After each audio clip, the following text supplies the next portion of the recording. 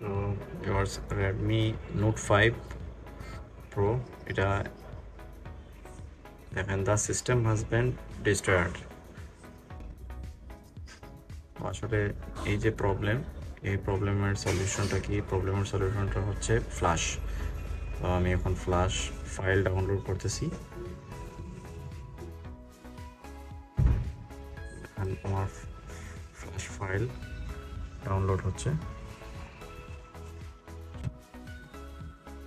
এটাকে আমি ফ্ল্যাশ করব।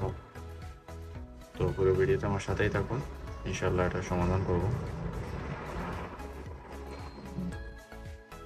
তো ভিউয়ার্স, আমার ফ্ল্যাশ ফাইল ডাউনলোড কমপ্লিট। তো এখন আমি এটাকে এক্সট্রাক্ট করব। এক্সট্রাক্ট করে আমি ডেস্কটপে একটি ফাইলে পেস্ট করব। mi Note 5 ওকে।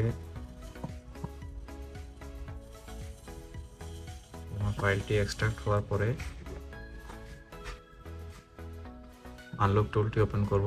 আনলক টুলটি ওপেন করার পর এখানে দেখেন যাবেন, এখানে দেখেন কোয়ালকাম আছে, কোয়ালকামে ক্লিক করবেন। এখান থেকে আপনারা Xiaomi এটা সিলেক্ট করে নেবেন। Xiaomi সিলেক্ট করলাম। Xiaomi সিলেক্ট করার পর মডেলটা সিলেক্ট করবেন। আর এটা হচ্ছে Note 5 Pro। তো Note 5 Pro এটা সিলেক্ট করলাম। তারপরে যেটা করবেন, টেস্ট পয়েন্ট ধরে আপনারা কেবলটি কানেক্ট করবেন। তো কেবলটি কানেক্ট করবেন।